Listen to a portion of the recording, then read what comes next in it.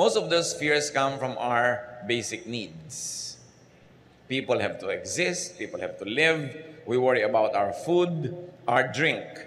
There's a grave fear of hunger and thirst, even to those people who have lots of money and savings. Iniisip natin kung minsan, baka marami tayong pera pero wala tayong mabili, baka ma-deplete yung resources ng planeta, baka magyera, baka may pumutok na bulkan, makatang mga supply, etc., etc. We worry about shelter. And many people have this fear of homelessness, though some of them have probably multiple homes. Maraming takot ang tao na may kinalaman sa kanyang pangangailangan, especially for protection and safety. People are afraid. Natatakot tayo sa kapwa-tao, natatakot tayo sa mga hayop, mga insekto, natatakot tayo sa kulog, sa kidlat, sa bagyo, sa baha, sa El Nino, sa La Nina, sa mga bulkang sumasabog, kung ano-ano pa. And of course, people fear death. And the fear of death is on top of many people's lists of grave concerns. Yun yung mga basic needs natin. Pero hindi lang naman yun ang need ng tao. People are also sometimes bothered by what you might call intermediate needs. The need for acceptance. Sometimes you have everything pero hindi ka sikat, hindi ka paborito, wala kang masyadong kakilala o kaibigan, at yun ay malaki ring problema ko minsan. We need affirmation. Dapat natin nadidinig, very good, you are welcome, ang ganda mo, ang ganda ng damit mo. Hindi tayo sapat na nasisiyahan na gusto natin ang itsura natin, kailangan gusto rin ang kapwa natin. We need affirmation. And we need comfort. Physical comfort, spiritual, and emotional comfort. Because of these needs that sometimes go unmet, many people have trouble and people lack peace. Then there are the so-called higher needs.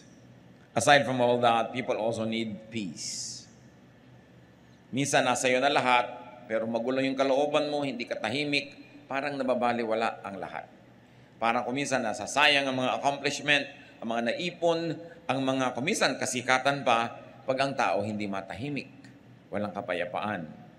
Higher needs might also include our need for righteousness. Dapat nating laging maalala, dapat tayong makumbinsin na tayo'y tama, na natutuwa sa atin hindi lang mga tao, pati ang Diyos. Because we have such a thing as fear of evil. Fear of our own demons. Fear of results of wrongdoing. Kaya maraming mga tao sa kanilang guilt, sa kanilang hirap ng loob dahil sa mga maling ginawa na alam nila, hindi rin masaya sa buhay. Because we have fear of punishment for wrongdoing, and many people are also obsessed with fear of going to hell. Those kinds of fears. Higher needs also include the needs of our spiritual life and eternal life. Kailangan natin ng eternal bliss.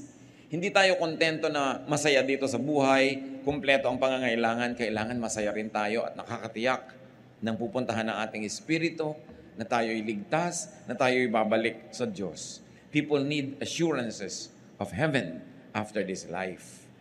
Paano ang lahat-lahat ng yan matutugunan? Ang dami. May physical need, may emotional need, merong spiritual need, merong social need. At kung i-grade pa yan ng mga sociologists and psychologists, meron siyang basic, may intermediate, at merong higher needs.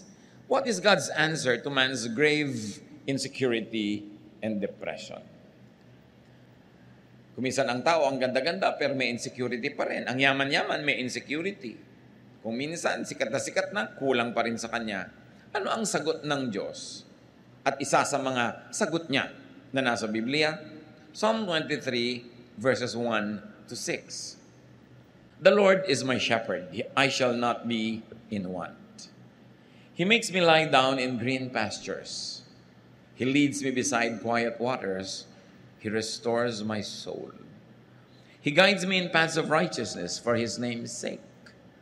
Even though I walk through the valley of the shadow of death, I will fear no evil, for you are with me. Your rod and your staff, they comfort me. You prepare a table before me in the presence of my enemies. You anoint my head with oil. My cup overflows. Surely goodness and love will follow me all the days of my life, and I will dwell in the house of the Lord forever. One of the most powerful and famous chapters of the Old Testament, Psalm 23. You can imagine the psalmist nung ito ay binigkas, sinulat, nilikha, at inawit-awit at pinaulit-ulit awitin. Ano kaya ang kalagayan niya? Maaring siya ay isang mananampalataya na siguradong-sigurado sa kalagayan niya sa Diyos at inisa-isa lang niya dito kung ba't siya sigurado.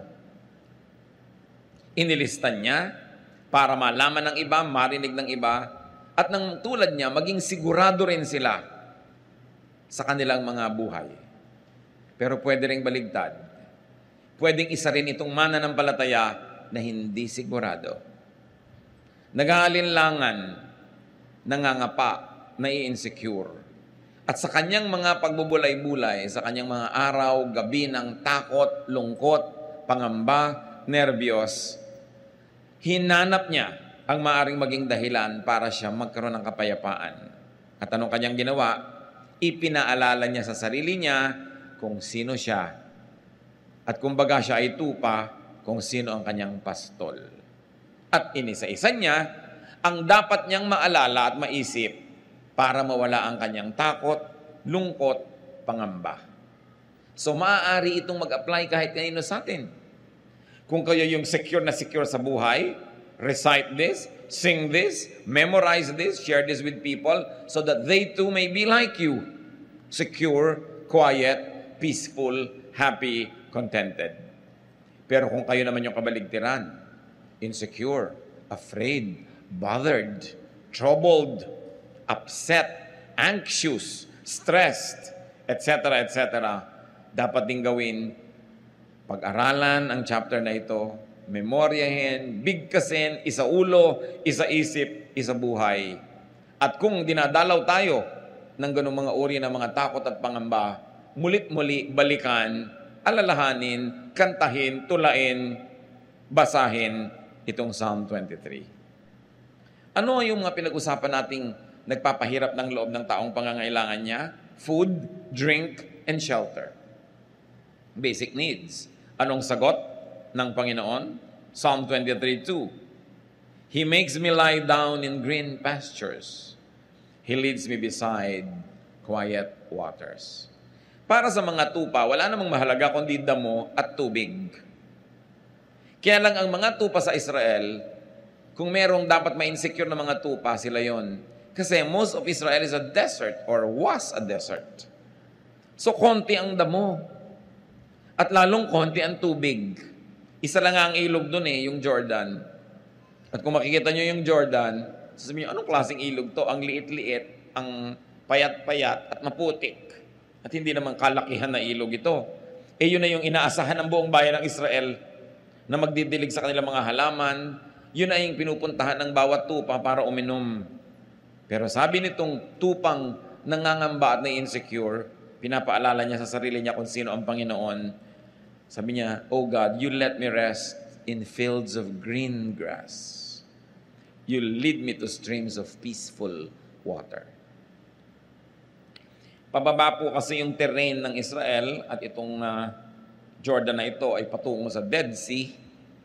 Kaya may mga bahagi ito na magulo kasi bumababa, may mga bato-bato.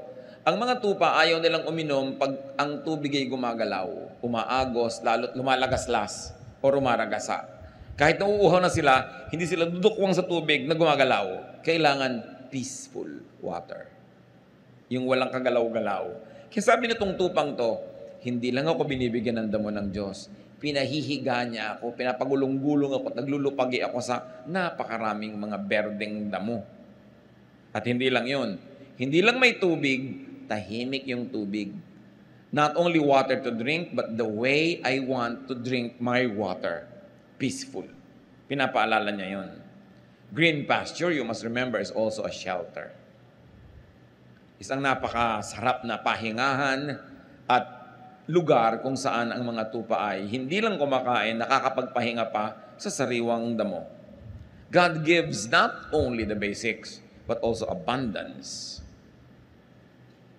Anong sabi ng Psalm 23 verse 5? You prepare a table before me in the presence of my enemies.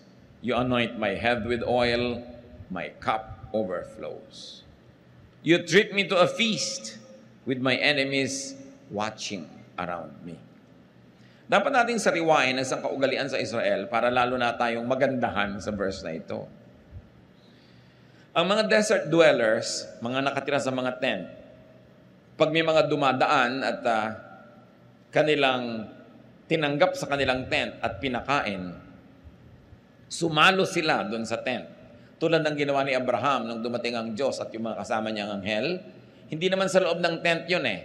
Outside the tent, merong extension yung tent para lang huwag mainitan yung nakaupo doon sa labas sa carpet at hindi yun sa loob ng tent para presko. Doon nagpapakain yung mga may-ari ng tent na yan. Sa maliliit na mga dulang, kumisan nilalatag lang nila doon sa carpet yung kakainin nila. At kitang-kita ng ibang mga tent dwellers, may bisita pala si kapitbahay kasi hindi sa loob kumakain.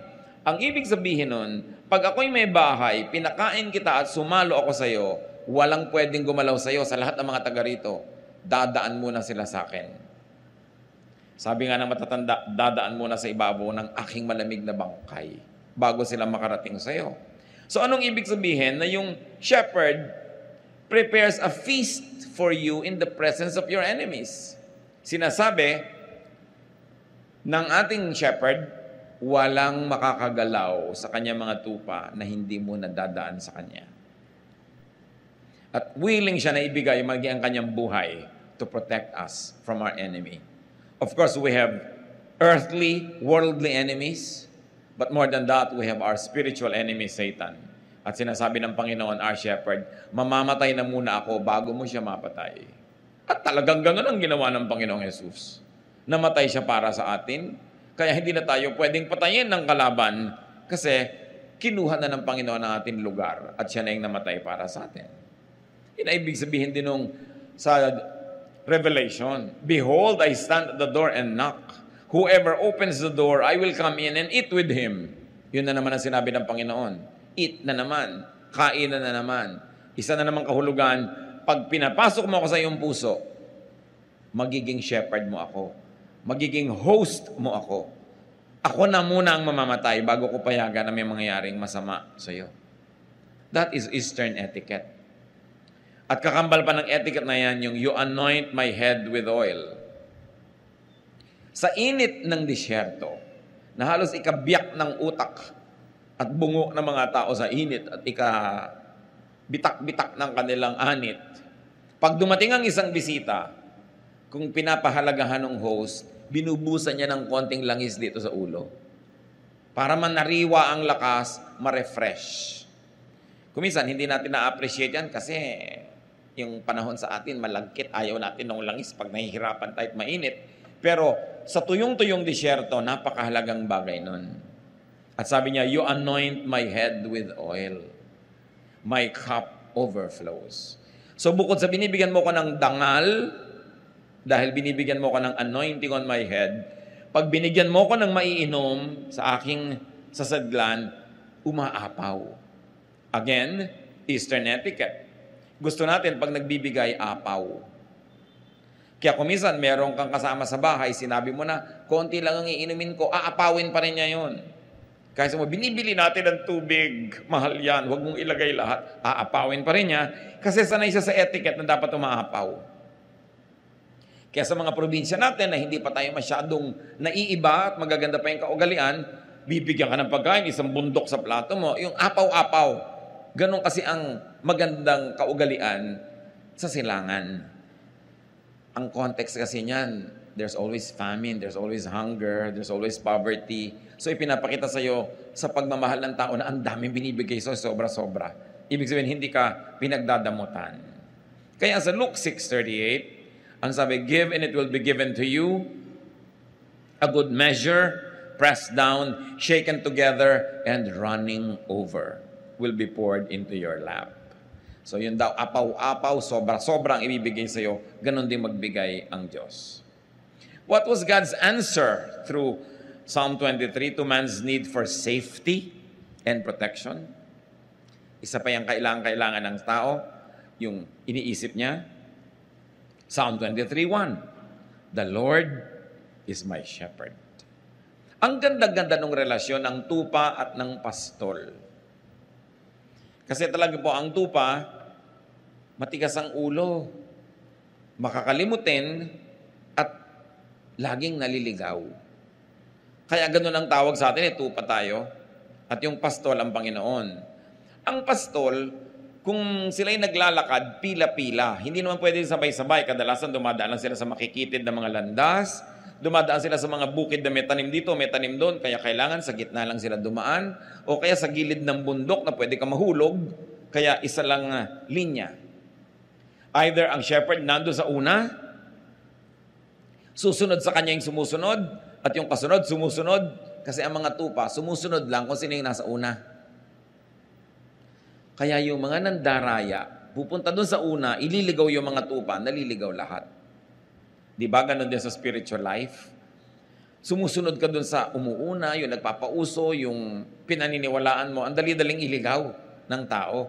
Pag hindi ang Panginoon yung nasa una. Pwede rin na ang shepherd nasa dulo. Nasa malayong dulo siya ng pila. Kaya kung naglalakad sila, yung nangungunang pinagkakatiwalaan na tupa, yun ang mangunguna sa daan nila. Nasa dulo naman yung shepherd kasi baka may mga lions, may mga mababangis na hayop na gustong kainin yung nasa dulo. O baka yung mga nasa dulo, pag hindi nabantayan, maligaw, magkamali, wala nang makakaalam. So madalas nasa dulo yung shepherd. At pagka dumadaan sila halimbawa sa mga parang maisan o taniman ng trigo, yung mga tupa ko minsan, kumakagat-kagat doon sa mga prutas doon, kumakain kayo na hindi dapat, nakikiraan lang sila. Yung shepherd, may bato yan, babatuhin niya sa malayo, tatamaan naman si tupa. Maaalala nito pa, ay oo nga pala, hindi ako dapat pagmerienda dito, hindi ito amin. Tutuloy na siya. At yung shepherd, di ba ang tungkod doon parang question mark? Kasi pag may lumiliko na tupa, hihilahin yung leeg, babalik ka, nahihila ka na gano'n, sakit, pero babalik ka. Ganon din tayo. Pag naliligaw ng landas, hinihila ka ng Panginoon, masakit. Parang sabi, ay pinapalo yata ako ng Diyos. Hindi ka pinapalo, hinihila ka lang nung kanyang tungkod na nakaliko talaga yung dulo. Yun ang purpose nun. Ayaw mong masaktan, stay in line. No? Huwag kang lumiko sa kaliwa, sa kanan, diretso ka at hindi ka mahihila ng ganon. So ganon yung relasyon ng tupa. Eto pa, ang shepherd. Pag may sasalakay ng mga wild beasts na gustong kainin ng tupa, yan ang humaharap. Kaya yung tungkod niya, yung rod and staff niya, hindi lang niya pang-disiplina yun sa tupa, panglaban naman niya yun sa mga leon, sa mga mababangis na hayop, para i-protect niya. And it is not unusual for a shepherd to die for his sheep. Yun yung relasyon. Ang shepherd, pagka gabi na at matutulog sila sa isang lugar, pag umagang-umaga na at aalis na sila, meron siyang sipol o kanta o huni, madidinig ng mga tupa niya yon, susunod na sila at lalabas. Bakit? Kasi po, pagka ang mga tupa ay nandun sa desert, hindi lang naman sila ang tupa sa balat ng lupa. Marami pang iba. Marami ring ibang shepherd. So sa gabi, inaabot sila ng gabi siyempre sa mga ilang na lugar. Saan sila matutulog? I have seen some of these structures in Africa na maaaring kamuka ng mga nandoon din sa Israel. Na merong mga matataas na mga tinik, yung mga matitinik na mga sanga, iniipon niya ng mga katutubo, ginagawang parang bakod. Bilog, meron lang gate. Yung mga baka o mga tupa na nanginginain kung saan-saan, paggabi doon sumisilong para itong hotel ng mga hayop. Merong siga sa gitna, merong fire, kasi ayaw lumapit ng wild beast sa fire. At hindi sila agad-agad makakasalakay kasi may matataas na bakod nga ng mga siit-siit at mga tinik-tinik na inipon. Ngayon, ang mga tupa at mga pastol, nagkakasama-sama sa loob ng iisang ganong silungan or hotel. Nagbibigay sila ng konting bayad doon sa may-ari nun, pero paggabi, halo-halo sila doon. Yung matatalinong mga shepherd, umagang-umaga pa lang, madilim pa lang, aalis na siya at ang kanya mga tupa. Bakit? Kasi sa gabi humahamog o umuulan. Maaaring yung mga konting mga lupa na parang korting palanggana na yung porous yung kanyang lupa, hindi bumababa agad ang tubig. Maaaring sa gabi nakakatch ng konting ulan yon. At yung mga damo, konting ulan lang, tumutubo bigla. So ang gusto ng shepherd, pag umagang-umaga, silang mauna doon sa tubig.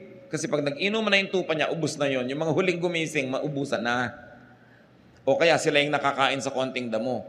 So yung marunong na mga shepherd, madilim pa lang, meron siyang sipol na signal sa kanyang mga tupa. Lahat ng tupa niya, kahit may halong ibang tupa doon na nagtulugan kung saan-saan, pag nadilig yung sipol niya, makikita yung anino niya, lumalabas na ng gate, susunod sila lahat dahan-dahan. Kaya dapat yung tupa, alam niya yung boses ng kanyang amo. At yan yung sinasabi ng Panginoon na mag-ingat kayo, hindi lahat pastol. Some come to steal, to kill, to destroy. Kasi meron mga fake na shepherd, fine-fake nila yung sipol o yung huni o yung tawag nung shepherd, at pag yung mga tupang iba, nalin lang niya, nagsunuran sa kanya sa palabas, patay sila. Huli sila at ibebenta sila para katayin. Kaya dapat yung tupa, kilala niya ang kanyang shepherd. Ma-appreciate natin lahat ang mga talinghaga ng Panginoon tungkol sa tupa at sa shepherd. Kasi ganoon din tayo mga kapatid. Pag hindi natin talaga kilala ang tinig ng Panginoon, nadadaya tayo ng maling tawag. Nadadaya tayo ni Satanas, nadadaya tayo ng ating emosyon, nadadaya tayo ng ating mga desires, ng ating greed, ng ating lust. And before we know it, we followed a wrong shepherd. At tayo napupunta sa matadero, at tayo kinakatay, nasasaktan, pinapahirapan, pinapatay. Kaya napakahalagang unawain para appreciate natin yung the Lord is my shepherd. Yung Lord na namamatay para sa akin, yung Lord na ipagtatanggol ako, hindi ako dadayain, mamahalin ako, gumagawa ng paraan para ako pakainin, painumin, ipagtanggol, walang iba kundi ang Panginoon. At sabi sa Psalm 23 verse 3, He guides me in paths of righteousness for His name's sake. Or because of His name, because of who He is, He guides me. According to His name, according to the meaning of His name, which is shepherd, He guides me. Hindi niya ako lilitsunin o kakainin. Hindi niya ako ipapahamak kasi ang pangalan niya, shepherd. At siya ang aking shepherd. Psalm 23 verse 4, Even though I walk through the valley of the shadow of death, I will fear no evil. For you are with me. Your rod and your staff, they comfort me. Yung pinag-uusapan natin tungkod niya. Ano pa ba ang hihigit sa kamatayan na nakakatakot? Wala na.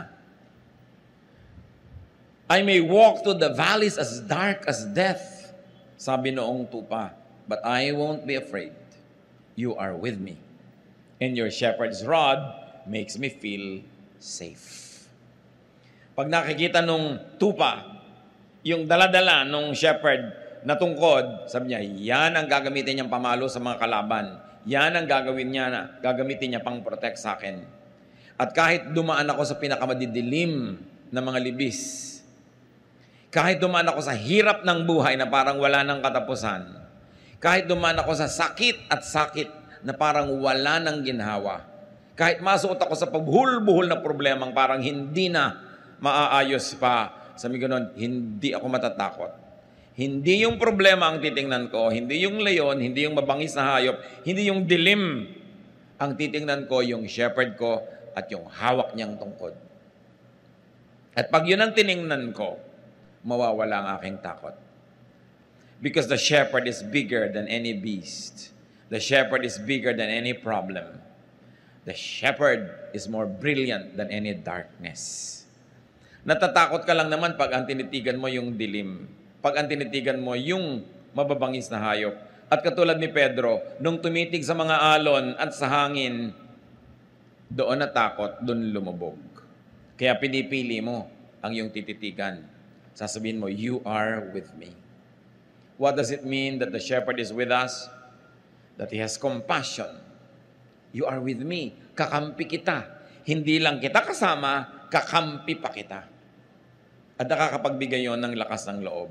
Sabi, your rod and your staff comfort me. Anong klaseng comfort? Pag nakikita ko yan, lumalakas ang loob ko kasi alam ko, yan ang sagisag ng iyong kapangyarihan. They give me a sense of security. At tungkol pa rin sa mga insecurities, sa pinag-usapan na natin, Psalm 23 verse 5, you prepare a table before me in the presence of my enemies. Walang makakagalaw sa akin. At hindi lang yon, iniestima mo ako, pinapahalagahan, there is great acceptance here and affirmation. You anoint my head with oil, my cup overflows. So there's comfort, and there's honor, and there's dignity. Ibang klaseng shepherd dito. Ganun siya mag-alaga sa kanyang mga tupa. What else is God's answer to man's need for peace of mind? Diba pinag-usapan din natin, kailangan natin yan. Verses 2 to 3, He makes me lie down in green pastures. He leads me beside quiet waters. He restores my soul. He guides me in paths of righteousness for His name's sake. Kailangan natin yan to restore, to be restored. Yung mga nervyos, humupa. Yung mga takot, mawala. Yung mga pangamba, maalis sa ating buhay. At tayo ay matahimik. At ito sinasagisag ng green pastures. It doesn't only feed, it also refreshes. It also empowers. Quiet waters. Pag nagbigay ang Panginoon, hindi lang tubig pero magulo nga, tahimik. And the Lord restores my soul. Emotional, spiritual rest. Just thinking of the Lord and remembering who He is already gives you the greatest therapy. What is God's answer to man's need for righteousness? Well, human beings, as we have said, need to be righteous. To feel righteous and to be treated as righteous. Psalm 23:3, He restores my soul. He guides me in paths of righteousness for His name's sake. So we become righteous because the Lord leads us. Yung nauuna siya, sumusunod tayo. O nauuna tayo, pero nandun siya sa likod, binabantayan niya tayo, kinakawit niya tayo para bumalik. Pag nagkakamali tayo, nagiging righteous tayo by doing the right thing. But more than that, through the work of Jesus, our shepherd, nagiging righteous tayo by faith. Dalawang paraan para maging matuwid, banal, malinis. One, magpakatuwid ka, magpakabanal ka, magpakalinis ka. Do it, accomplish it through hard work. Pwede yon. When all else fails, pag kinulang, charge to the cross. Because by believing in Jesus as your Savior and Lord, your belief makes you righteous. Yan ang tinatawag nating saved by faith. Righteous, made righteous by faith. At napakalinaw ng teaching ng New Testament dyan, mga kapatid. Pag nananalig ka kay Jesus, nagpaligtas ka kay Jesus, Panginoon at tagapagligtas mo siya, yon biglang magiging righteous ka sa tingin ng langit. Kahit ang totoo, tad-tad ka ng kasalanan. Pero pinagsisihan mo, tinalikuran mo, nagpahugas ka sa dugo ni Jesus, righteous ang tingin sa iyo ng Diyos. Kasi hindi na yung kasalanan mong nakikita, yung dugo ni Jesus na ipinanguhugas sa iyong kasalanan. So, two ways to be righteous, by doing it or by receiving righteousness through faith. At ang tunay na mananampalataya, ina-apply pareho yun. You know that you are made righteous by faith, but you also do what you can up to your utmost so you could be actually righteous by works, not only righteous by faith. Pagkasama, magkakambal, ginagawa pareho. And because of that, the true believer remembers the blood of the Lamb, the shepherd that became the Lamb. Biruin niyo yung mga imagery na yan. Ang Panginoong Hesus na shepherd, siya yung naging Lamb para yung mga lambs tulad natin, yung flock, huwag nang mamatay, siya yung namatay para sa atin. At pag naalala mo yon, He restores your soul. Pag sumusunod tayo sa katuruan ni Jesus, He guides us in righteousness. All because of what His name means. What is God's answer to man's need for eternal life? For assurance of heaven? Psalm 23 verse 4. Even though I walk through the valley of the shadow of death, I will fear no evil, for you are with me. Kahit dumaan ako sa kamatayan o sa mga halos ikamatay ko ng mga karanasan, alam ko kasama kita. At kung loobin mo, Panginoon, na mabawian ako ng buhay, alam ko sa isang saglit, sa isang kisap mata, I will be there with you in a much greater state of spirituality. Because I will no longer be confined to this physical body. Kaya ang sabi nitong flock na ito, I will fear no evil. The evil of death, the threat of death, the evil spirits that scare me with death, I will fear no evil. Why? Because you are with me. And because of all of this, Psalm 23 verse 6, surely goodness and love will follow me all the days of my life, and I will dwell in the house of the Lord forever. Nakakatiyak yung tupa na dahil kilala niya ang kanyang shepherd, he or she will dwell in the house of the Lord forever. Dahil saan siya dadali ng shepherd niya? Sa house of the Lord. Sa eternal life, in the presence of God, our Father, our Creator. Sabi niya, surely goodness will follow me. What goodness? Whose goodness? God's goodness. I may not always be good, but God's goodness will always be with me because He is my shepherd. And God's love. I may not always be loving, but God's love will prevail.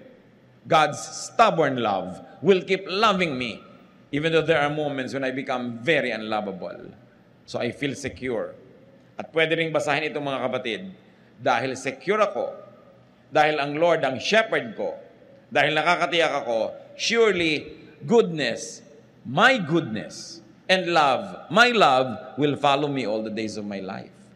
In other words, I will not only be a recipient of God's love and goodness, but because of God's love and goodness to me, I will also be a dispenser and a giver and a channel of goodness and love to others.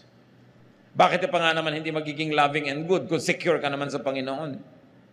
Bakit ka magiging madamot kung alam mo naman na ang Panginoon ang nagbibigay sa iyo at kung ibinigay mo sa tamang paraan sa mas higit na nangangailangan, alam mong papalitan ng Panginoon? So, goodness and love will follow you everywhere you go. Because you know who you are. Alam mo na ang shepherd mo ang Panginoon, may hahanap ka niya ng tubig, may hanap ka niya ng pagkain, may hanap ka niya ng kanlungan, ipagtatanggol ka niya, magiging mas mabait ka ngayon. Kaya lang naman tayo kumisa nagiging mabangis kasi natatakot tayong maubusan. Pero kung wala na yung takot mong maubusan, mapagbigay ka na. Dapat. Kaya ka lang naman kumisan makasarili kasi akala mo wala na, baka magutom ka. Eh kung alam mong may shepherd ka, magsishare ka. Wala nang dahilan yung mga taong nananalig sa Panginoon, nakakatiyak ng buhay na walang hanggan at nakakatanggap ng mga blessings sa buhay na ito, wala nang dahilan para ka maging maramot. Para hindi maging mapagbigay, mapagpatawad. Kasi nakatanggap ka rin ng pagpapatawad ng Panginoon. Wala nang dahilan para maging masungit ka pa sa iba, samantalang puro kabaitan ng Diyos ang tinatanggap mo. Walang dahilan para hindi ka maging katulad ng iyong shepherd. Kaya sabi, surely, goodness and love will follow me all the days of my life. I will always receive goodness and love from God, and I will always give goodness and love to my fellow men. I will be a little shepherd to other people. Walang mas mataas sa pagtanaw ng utang na loob sa ating shepherd, kundi sa maging munting mga shepherd din tayo sa iba. Ang pinakamabisang pagpapasalamat sa Panginoon ay yung ibahagi din natin sa iba, yung tinatanggap natin sa Kanya. Napakainam na isipin yon sapagkat may dahilan ka naman to be secure. And I will be in the house of the Lord forever. How do we receive God's answer to man's needs? Paano yun mangyayari? How do you receive God's solution to the problems? How do you receive God's blessings? Nasa verse 1 ang sikreto. Psalm 23 verse 1. The Lord is my shepherd. I shall not be in want. So you don't want these insecurities, or you want them minimized, removed from your life, or if you are not having these insecurities now, you don't want them ever, make God your shepherd. Make God your leader, protector, and provider. Kuminsan kasi mali yung sinusundan natin. Mali yung Diyos natin. Mali yung ating shepherd. Kung kani-kanino tayo nakikinig, nagpapa-influensya, nervyos tuloy yung inaabot natin, insecurity, fear. Make God your shepherd. He will not be automatically be your shepherd. You've got to invite God. Sabi niya, I stand at the door and knock. Whoever opens the door, I will come in and eat with him. Para yung rule na if P, then Q. If the Lord is my shepherd, then I shall not be in want. When hungry or thirsty, in a physical, emotional, or spiritual way, when broken or afraid, when you walk through your valley of the shadow of death, when alone or lonely, when troubled or anxious or depressed, ask the Lord to be your shepherd. He is only a prayer away. Kung minsan malakas ang loob mong pumunta sa isang lugar, biglang nalaman mo na lang, na-trap ka na pala, isa na palang dark valley. Call on God. Ask Jesus to rescue you. Tulad ng ginawa ni Peter nung lumulubog na siya doon sa tubig. Dati naglalakad siya, pero lumubog. Sabi niya, Lord, save me. Kung kayo ngayon ay nasa isang valley ng buhay nyo, ask God to hold you by the hand, to be your shepherd, and to take you out of that mess. Because God promises to be there. Huwag kayong kakapit sa patalim. Sabi, nagigipit ako, kakapit ako sa patalim. Bakit ka kakapit sa patalim kung nandiyan ang kamay ng Panginoon at inaabot ka? Bakit ka magre-resort sa mga paraan na hindi maka-Diyos? Magulo, mahirap. Lalong lulubog ka at lalong sisikip ang mundo mo at lalong magkakabuhol-buhol ang problema mo. Pag nagigipit ka na, namang problema ka na, it's high time to remember that the Lord is your shepherd. At hindi bagay sa mga tupa ng Diyos yung nagugutom, nauuhaw, nakakagat-kagat ng ibang mababangis na hayop. Kasi umaalis sila doon sa grupo. Kaya dapat stay together. Kaya ang gusto ng Panginoon, fellowship. Do not neglect the fellowship. Attend church, do Bible study, worship together, pray together. Kasi pag humihiwalay ka, naaakit ka ng mga mababangis na hayop na pag malayo ka na sa grupo, malayo ka na sa protection, nalimutan mo na kung sino ka, madali ka na nilang kainin. So ang dapat lang gawin, kung meron man sino sa atin na nalalagay dyan sa dark valley, magbalik loob. Bumalik sa Diyos. Tumawag. Dahil yan ang pinakamadaling tawagan sa lahat, ang ating shepherd. Hindi nagiging busy. Always ready, willing, and able. Ask the Lord to be your good shepherd. John 10:14 to 15. I am the good shepherd. I know my sheep, and they know me. Yung binabanggit ko sa inyo kanina, intimate. Alam ng sheep yung boses ng shepherd niya. Just as the Father knows me, and I know the Father, and I lay down my life. If the Son of God, the King of Kings, is your shepherd, bakit ka may insecure? Ba't ka nanervyusin? Hindi mo business na mag-provide talaga ng damo yung shepherd mo ang naghahanap nun. Pero dapat ang business mo sumunod sa kanya dahil doon kanya dadalin kung nasan yung damo. Dapat kang sumunod dahil dadalhin kanya kung saan merong quiet waters. At kung dumadaan ka sa isang deep, dark valley, lalong dapat kang sumunod sa Panginoon dahil tanging ang pagsunod sa Kanya ang pag-asa mong makaalis sa madilim at mapanganib na lugar.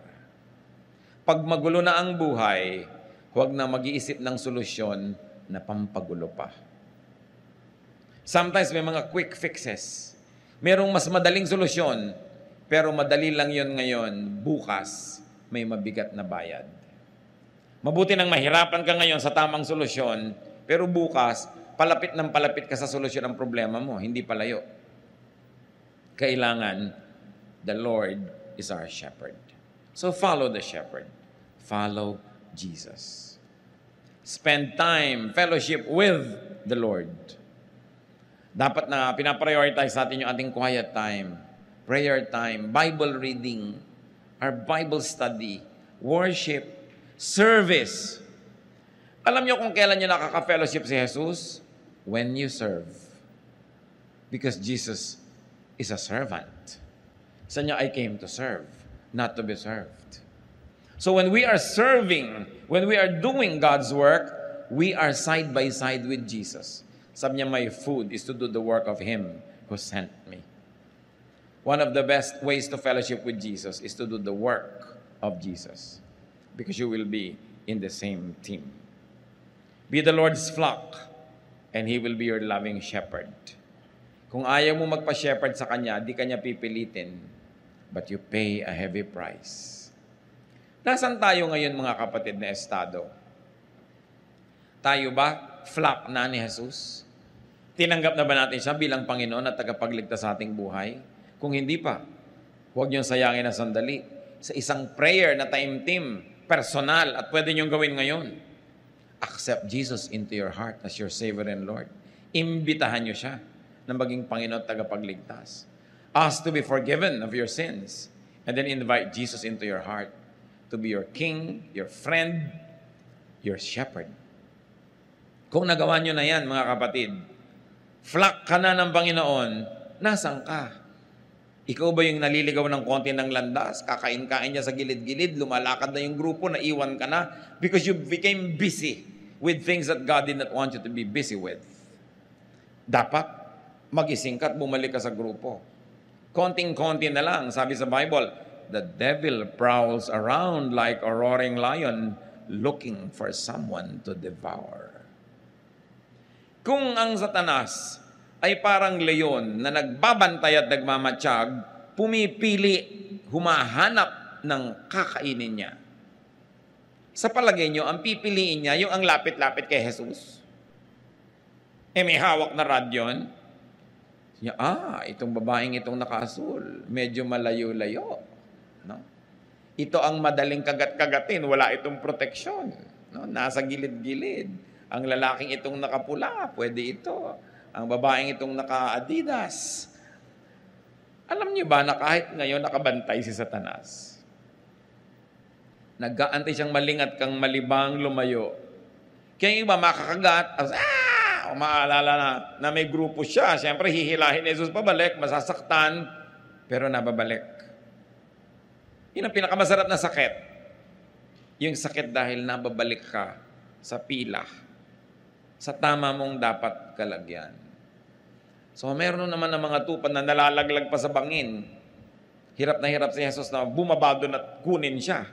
At alam niyo yung good shepherd, iniiwan niya yung marami, binabalikan niya yung isa. So, utang na loob, huwag mo naman pagurin ng Diyos. Huwag ka na lang lumayo, para hindi ka na pagpaguran na hanap-hanapin laging nawawala. So, ang challenge mga kapatid, dalawa lang. Tupa ka na ba ng Panginoon? At sinabi ko na, kung hindi pa, magpatupa ka sa Kanya. Maging siya ang iyong pastol. At kung siya na talaga ang pastol mo, natanggap mo na siya, suriin mo lang kapatid kung nasan ka ngayon. Kasama ka bang naglalakad? Tumatawag ba siya? Inaantok ka pa, sipol na siya ng sipol, ayaw pang bumangon. Aalis na yung grupo. Nakikinig ba tayo? Nagpapapigil ba tayo kung pinipigil? Sumusunod ba tayo pag pinapasunod? Ama namin sa langit, salamat sa mga paalala. Ayaw namin na magkaroon kami ng mga takot, pangamba, insecurity. Lagi mong ipaalala sa amin kung sino kayo. Kung sino ang iyong anak na si Jesus sa aming buhay. Na siya ang aming pastol. Hindi namin trabaho magpaulan, hindi namin kaya yun. Hindi sa amin nakaatang yung paghahanap ng tubig para sa amin. Pero ang assignment namin, sumunod. At sa pagsunod namin, doon namin makikita yung tubig, yung damuhan, yung pahinga, at doon kami makakaalis sa madidilim at mga madadawag na lugar. Ituro mo sa aming maging masunurin sa iyong anak na si Jesus. Magbulay-bulay tayo mga kapatid kung meron tayong mga katigasan ng ulo. Bilang tupa, gusto mo pa ikaw masunod, hindi yung pastol. Ama naming Diyos, maliit na bagay na tumayo kami, pero ang laki ng kahulugan. Pagpapakumbaba, pag-amin ng aming makasalanan at paglabag sa kalooban mo. At higit doon, nagpapasako kami muli sa iyo. Gusto namin uling makasama nung flock mo sa lahat ng bagay. Na kung naglalakad, the same speed, the same direction. Sumusunod, tumatanggap ng pagpapala at proteksyon. At higit dyan, Panginoon, nakakapagbigay kami ng lugod dahil sumusunod kami sa inyo. Mga kapatid, sa ilang saglit, ihingin nyo ng tawad sa Panginoon ang katigasan ng ulo at isuko nyo mismo ngayon sa Kanya. Ibigay nyo sa Kanyang paanan ang alam nyong dapat nyong ibigay.